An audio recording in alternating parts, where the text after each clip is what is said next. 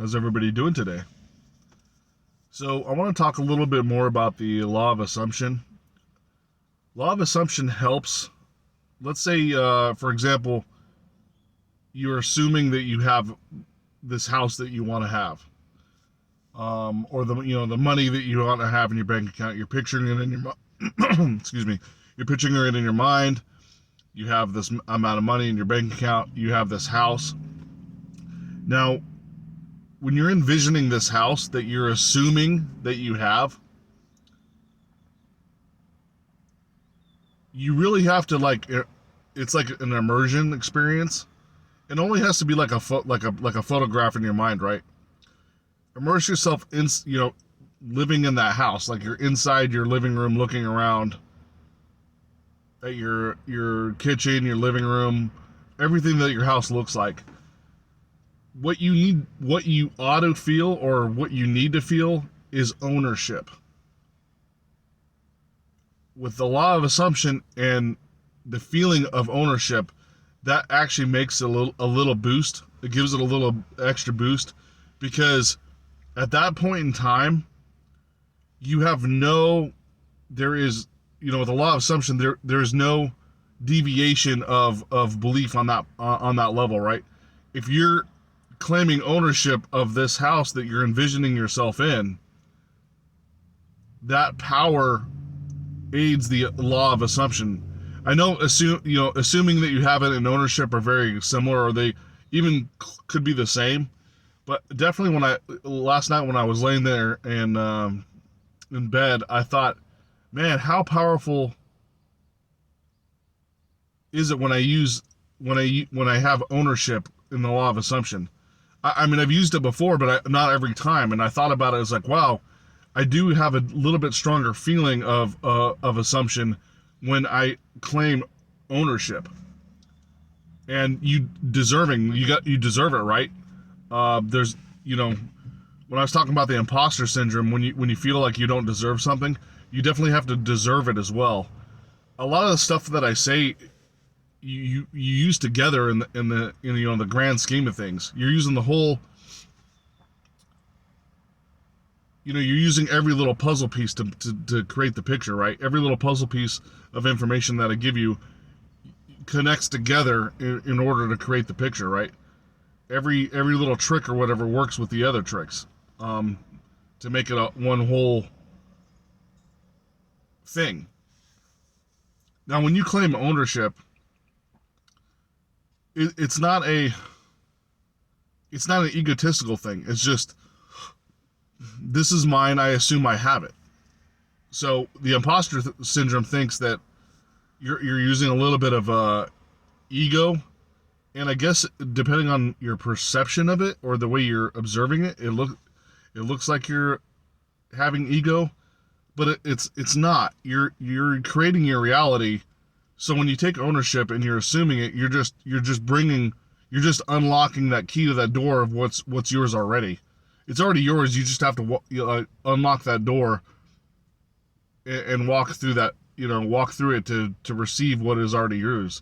It's there waiting for you. You just have to step through that. That hallway. Walk down that hallway and open that door, basically. And it's hard to grasp how easy that is, because thinking in those terms is actually very difficult. The actions of spirituality are simple. All of them are simple. Meditation becomes simple when you know how to do it. The grounding becomes very simple. You just have a knowing that your feet are touching the ground, and you're grounding. And there's little tricks like pretending that there's these ropes coming up from the ground that's going deep into the earth, that's connected to the bottom of your feet, and the energy travels up and down these strings or these ropes to the bottom of your feet to be even more attached to the ground. That's just a little additive to it, but just the awareness of your feet touching the ground means you're grounding. So a lot of these techniques that I'm telling you are very simple. It's just when you're switching your mindset and when you're changing your belief system, it's actually, the work is actually hard, but the practices are simple. Does that make any sense to you? So at first sight or first thought, claiming ownership of something that actually really isn't in your life at this very moment, but you're envisioning it, and you're using the law of assumption and ownership, that the thought of that is difficult, but the action is easy. So when you can get over the hump of the difficulty of changing your mindset, it's basically by choice. The ownership and stuff becomes very, very easy with the law of assumption. Now, remember, I told you the difference between law of assumption and law of attraction is law of attraction is positivity with optimism. Law of assumption is just assuming that it already exists in your life without a shadow of doubt. So law of assumption is straight belief system that it's yours, and law of attraction is the positivity and optimism that's attracting good things into your life. If you haven't seen the law of assumption and law of attraction video where I compare the two, go back and watch it, because I describe in detail the differences and what they do.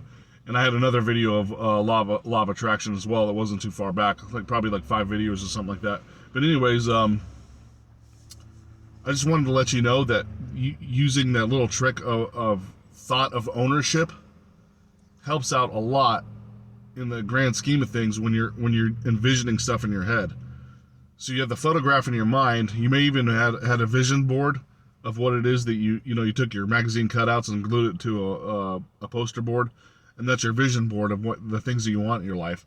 Whether it be you have certain phrases like affirmations, maybe you have pictures of like stacks of money, or maybe a bank account receipt showing how much is in your bank account, cars, houses, friendships, family, whatever the case may be that's on your vision board. That photograph, you must take ownership. Like when you're looking at your vision board, or you're having your imagination and your thought of what it is that you desire, you claim ownership over it. And that just makes it law of assumption even more powerful, right? So that's all I wanted to talk about today. As always, I greatly appreciate you guys watching my videos, and have a nice day.